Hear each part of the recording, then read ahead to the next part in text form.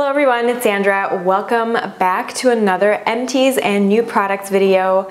It's been a while since I've done one of these, and if you are new to my channel, you're not really familiar with this type of video. I basically like to call it the love child between an Empties video and a haul video. And the first set of products I wanted to mention are makeup removing products. The first thing I used up was the Burt's Bees cleansing oil. I really did not enjoy this. It was a chore to use up this product. It wasn't bad at removing makeup, but it stung my eyes and I just was not a fan of the scent and the texture of it. I have tried cleansing oils that I've liked a lot more than this. Decided to kind of switch back over to micellar waters as a means to remove my makeup. So I've gone through 3 different micellar waters. I used up a simple micellar water, a bottle of the Garnier, the pink lid one, which was really good, and then the blue lid L'Oreal one, just a complete cleanser, normal to oily skin. I have to say that my least favorite was the simple one. I just did not find it as effective as these two, and I actually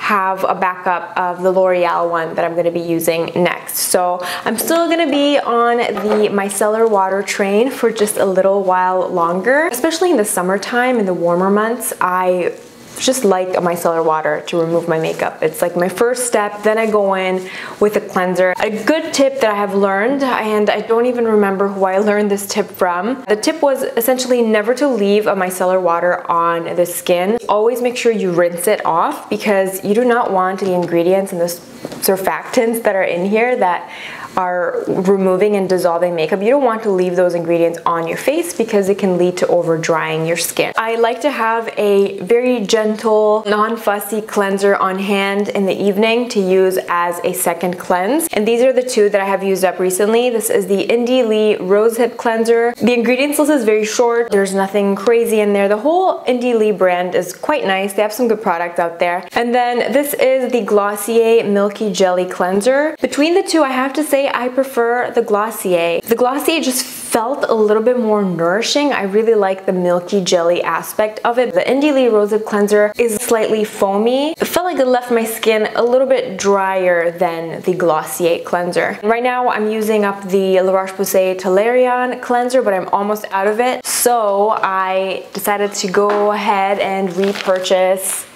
the Glossier Milky Jelly cleanser. It's just such an easy, no-fuss cleanser. I love the fact that I can buy this in Canada now. I can recommend this to any skin type, except for if you're very, very, very dry. I think that maybe you should just stick to using like an oil or cream-based cleanser.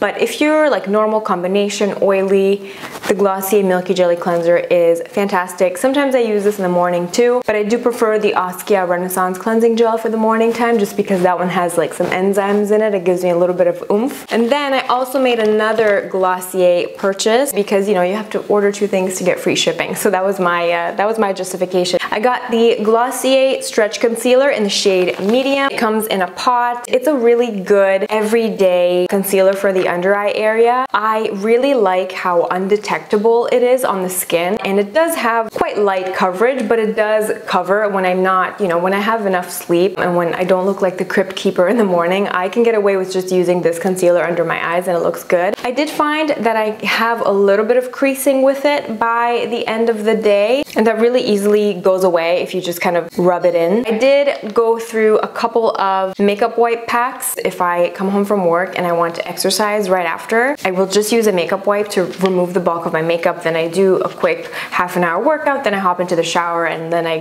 go in with my regular skincare routine. Or I use them to remove any swatches that I do on my hands. I'm always playing with makeup. They come in really handy to make sure that all the makeup goes off. So I used up the Nivea Creme Care facial cleansing wipes, and then I used up the Hello Fab by First Aid Beauty, the Caffeine Matcha Wake Up Wipes. I'm currently using the Bioderma Sensibio H2O wipes. Out of all these 3, my favorites are the Nivea ones. I just find them to be the most gentle, and I just find find them a lot more moisturizing and leaves my skin actually feeling really soft. The final cleansing product that I'm going to talk about is the cleanser that I pack with me when I travel. I was using the Caroline, Hirons, and Pixi Double Cleanse. Half of it is a makeup removing cleansing balm and the other half is a cream cleanser.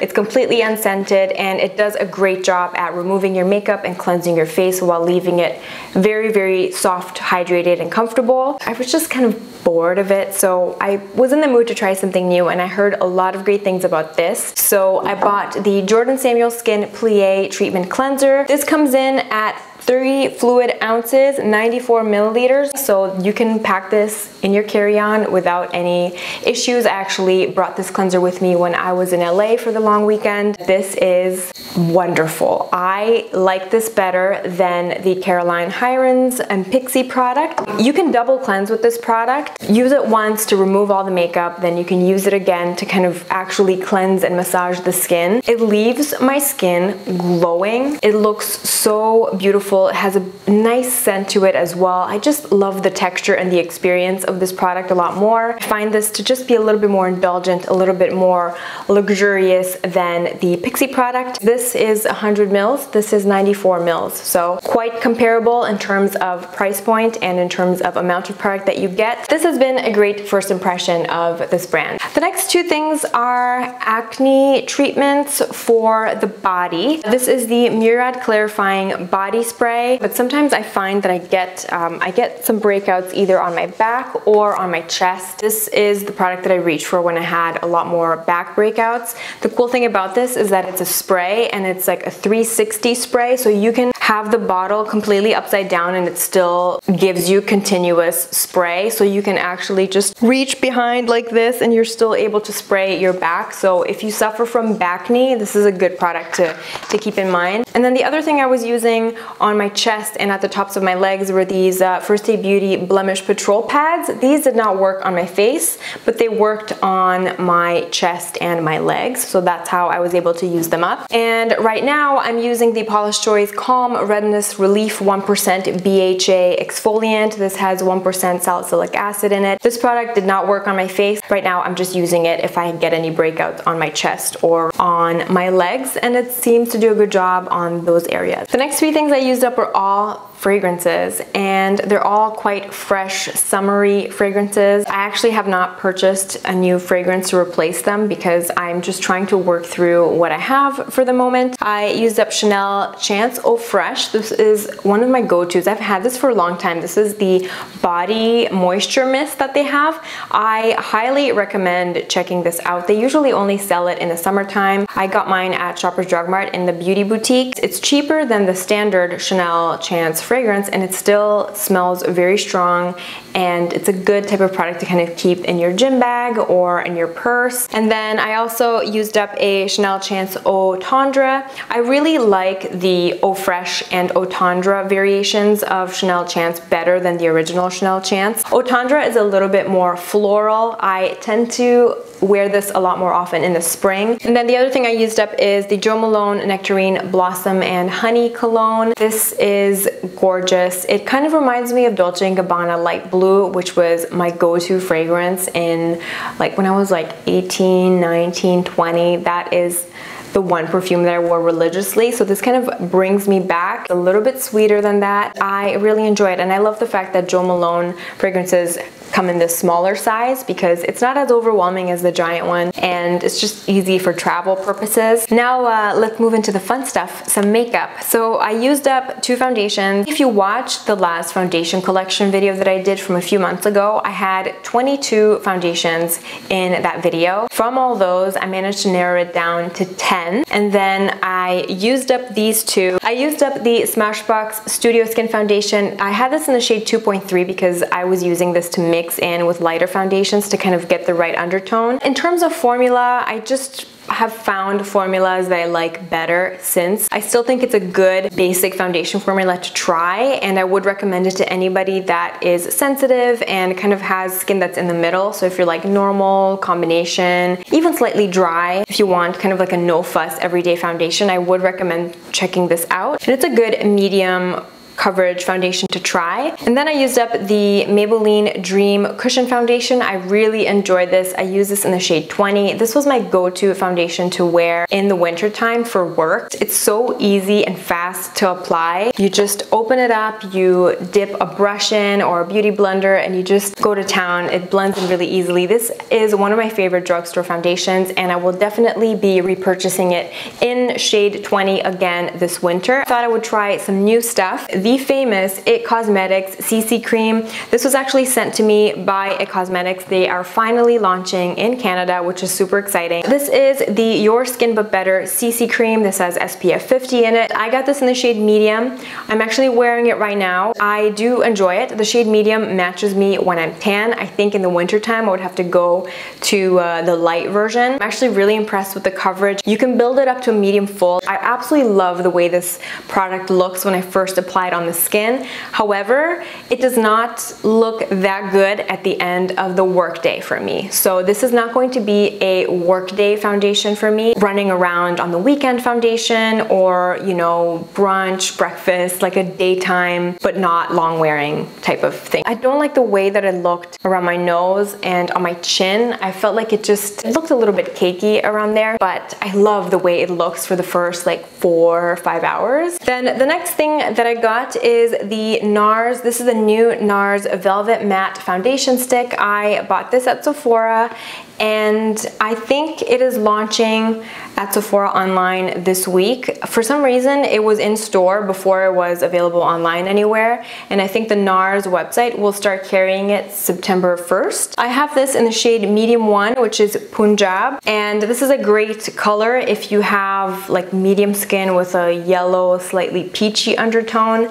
I like it, but I don't love it. I'm still testing it out. If you guys want me to do a separate video reviewing this foundation and kind of showing you how it wears throughout the day, I can definitely do that. Please let me know in the comment section below. The one thing I have to say is that this foundation is not kind to dry patches. I was actually surprised with how not matte it was, so I was a little bit disappointed in that. I'm going to keep playing with it. And it has this, they call it a touch-up blender, which is this rough feeling sponge.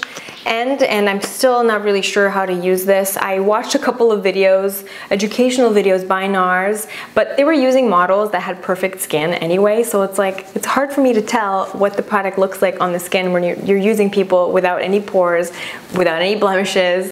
But that's another rant for another time. And finally, the last makeup products I wanted to mention are eyeshadows. I actually used up a cream eyeshadow by Burberry. This is the Burberry Shadow Stick in the shade Almond.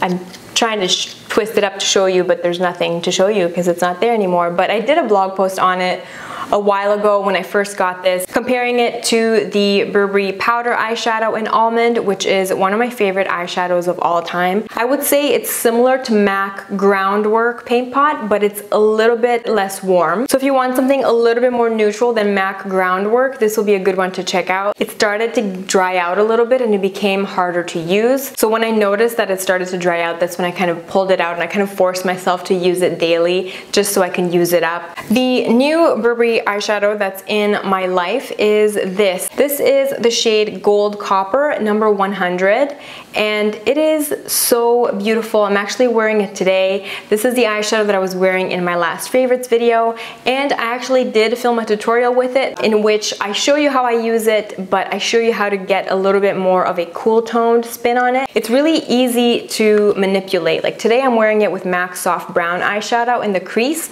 which kind of adds more warmth to it. You can use it with a more neutral brown or with a taupey color in the crease, and then it kind of pulls a little bit more cool toned. It's very, very flattering. It's really subtle, and if you're into pigmented wham bam types of eyeshadows, this will be disappointing because this is not the type of formula that you just dip your brush in and then it's like boom, pigment on your eyes. This is the type of color that you just build up in sheer layers. I just think that as a brand, Burberry is all about natural tones. It's all about like subtle enhancement of your natural beauty. All their stuff is quite low-key and on the neutral side. If you're a fan of Pale Barley, which is probably the most famous powder particular eyeshadow that Burberry makes. You will really like this color as well. So that's about it for me. I am going to clean up the mess. There's like a mountain of skincare empties and products in front of me. Thank you very, very much for watching this video. Let me know what products you want to buy next. I will check in with you in the comment section below, and I will see you in my next video. Bye.